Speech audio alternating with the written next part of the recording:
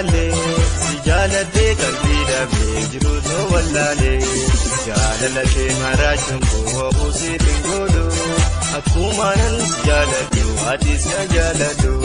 naakoontitti shaggeetti yaa bareedu magaale si jaalate qalbii dhabee jiru too wallaale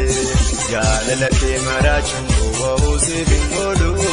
akkuma nan si jaaladhu atis na jaaladhu.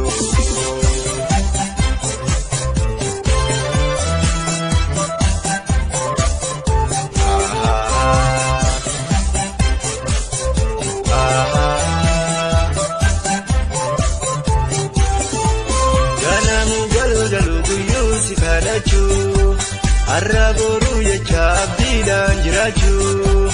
yaada rakkoo malee na dhorkee gammachuu